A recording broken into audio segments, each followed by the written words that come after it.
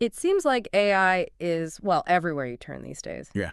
Every day there's a new headline, Good, bad, the whole robots taking over the world thing. Yeah. There's a lot to keep up with. It really is. And who has the time to become like an AI expert just to know if their job is safe, right? Right. So that's what this deep dive is all about. Cutting through all the hype and figuring out what AI is really doing to the job market. And I think a good place to start with that is the AI and the Future of Work conference that happened at Georgetown. Okay. This wasn't like, your typical tech conference. Yeah. This had some of the leading AI researchers in the country, and they're really trying to get at the truth of the matter here. That's what we need, some truth. Mhm. And you're saying this deep dive is looking at 3 presentations from that conference. 3 presentations, yeah, and they're packed with insights. I mean, they were looking at AI's impact in ways that I never would have even thought of, like using patents to track it. Patents, huh? I'm intrigued. Tell me more. Yeah, so the first presentation will be unpacking. It basically found that you can actually follow the development of AI by who's filing patents for it. Yeah. Like, it's a trail leading right to the companies that are really pushing the limits of what AI can even do. That's a really clever approach. It is. Because patents are public, right? Yeah, they're a public record. So it gives you like real data to measure something that feels honestly kind of impossible to measure. Exactly. Exactly. So they looked at these companies that are filing all these AI patents. What did they find? Are they like taking over the world? Well, world domination aside, they actually found that those companies were seeing huge boosts in productivity. Okay, so they're innovating and becoming super efficient. That makes sense. But what kind of productivity are we talking about here? So it's not just in one area. We're talking labor productivity, like how much each worker is producing. Right, right. But then also total factor productivity, which Yeah. is, it takes into account all the stuff that goes into production, like technology, capital, everything. So it's not just AI replacing workers, it's AI making everyone better, making the whole system better. Okay, I'm with you.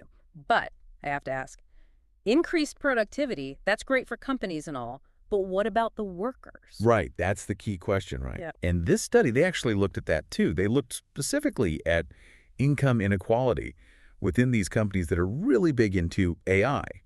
And here's the surprising part. They didn't find a statistically significant negative impact. Really? I have to admit, that's a little surprising. Yeah. But, I mean, this is just one piece of the puzzle, right? Totally. Mhm. This is a very specific group of companies we're looking at here. Like, they're on the cutting edge. Mm-hmm. So it doesn't necessarily mean this is what's happening across the, the entire economy, Yeah. especially in sectors that maybe aren't using AI as much yet. Right, for sure. So it's a fascinating look at how AI might be impacting things, but definitely not the whole story. Exactly. It's just one piece of a much bigger puzzle. So it's like we're getting a glimpse into this future where AI is a major player, but we're still figuring out the rules of the game. And the impact it's having on how we work. Right. So how is AI changing things for those of us who aren't, building AI from the ground up? Well, that's what's so cool about this next presentation.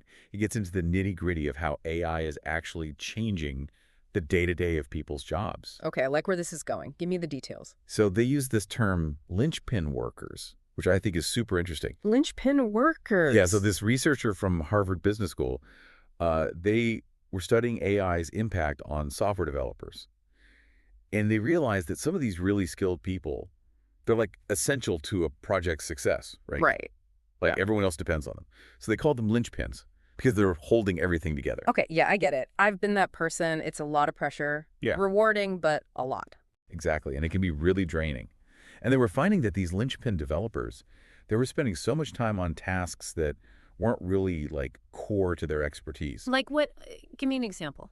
Project management, administrative stuff, even just dealing with clunky software. So their researcher wanted to know, like, what happens if you give these linchpins an AI assistant? I like it. Let's get these guys an AI assistant. And not just any assistant, right? We're talking about GitHub Copilot here. The AI that can actually code. Exactly. It's like having an AI pair programmer right there with you, helping write code, catch those little errors, even suggesting better ways to solve problems. Okay, so now instead of spending hours on debugging or searching for the right piece of code, They can focus on the more complex stuff, the creative problem solving that they're really good at. that's what it's all about, right? That's where the magic happens. And that's what this study found. Yeah, that's exactly what they found. With Copilot, these highly skilled developers were spending way more time on those core coding tasks and less time on, like, the tedious stuff. Music to my ears. But what about the less experienced coders? What happened to them? That's a really important question, and I think it's something we often forget to consider when we're talking about AI. This study actually found that Copilot was really helpful for less experienced programmers. Like, it actually seemed to help them learn faster. Wow, so it's like having a personalized coding tutor on call 24/7. That could be huge. Like, what if AI could change the way we think about education and training? Now you're thinking, what if everyone had access to that kind of personalized support? It could be a game changer, especially for fields that are really hard to break into. Absolutely. So, AI taking on these tasks, helping people learn faster. I mean, what does this mean for the way teams actually work together? Yeah, that's another really interesting thing this study looked at. It found that as AI takes on these more, I don't know, management-style tasks, it could actually change team dynamics. You mean like fewer layers of management, more Uh, fluid team structure? Exactly. Could AI lead to flatter hierarchies, more autonomous teams? These are questions researchers are really starting to explore. So, if AI is taking over some of these more traditional management tasks, I have to ask, what does that mean for managers? Is the boss role going to become obsolete? Ugh. The million-dollar question. It's possible, right? Good. Some management roles as we know them today, they might change drastically or even, yeah, maybe become obsolete. But I think it also opens up opportunities for new kinds of leadership roles. Interesting. Like what? Roles focused on strategy, on mentorship, on fostering creativity. The things that, right now at least, only humans can really do. I love that. So, it's not about AI taking over, it's about AI pushing us to adapt and evolve. And rethinking what's possible. Okay, so we're seeing how AI is changing everything from individual productivity to team dynamics, even the very definition of leadership. But how big are we talking here? Is this really a technological revolution? Is AI leading to a technological revolution? Well, that's what this last presentation really digs into. They asked a really interesting question. Are we really talking about GPTs, just meaning like these large language models, Like Chat GPT, those GPT. Yeah, those GPTs.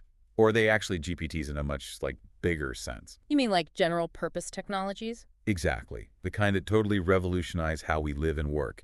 Like, think electricity, think the internet. We're talking big, fundamental changes. Right, game changers. So is this researcher saying Chat GPT is on that level?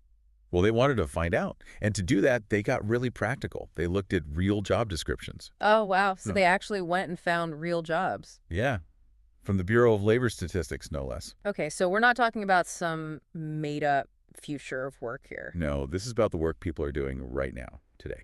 I like it. So how do you even measure that, the impact of AI on all these different jobs? Right. So they had both AI and human experts analyze thousands of these job descriptions. Wait, so they got an AI to help them figure out if AI was going to be helpful? I know, it's kind of meta when you Yeah. think about it, right?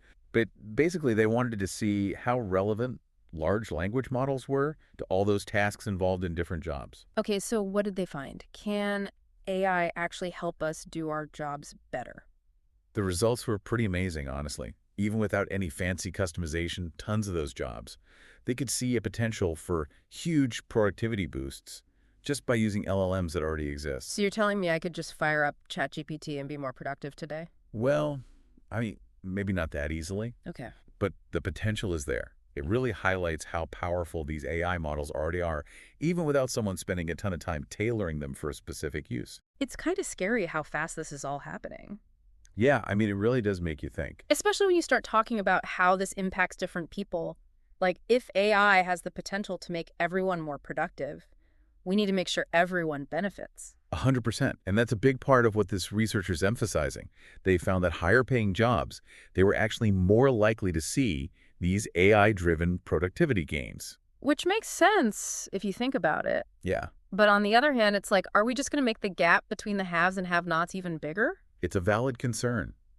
And it's why it's so important to be thinking about things like upskilling programs and safety nets to make sure that everyone can adapt and thrive in this, rapidly changing world. So, okay, we've gone from AI patents to productivity to the very nature of work itself. My brain is full. Give it to me straight. What's the takeaway here? The AI revolution, it's not some far-off thing anymore. It's happening now.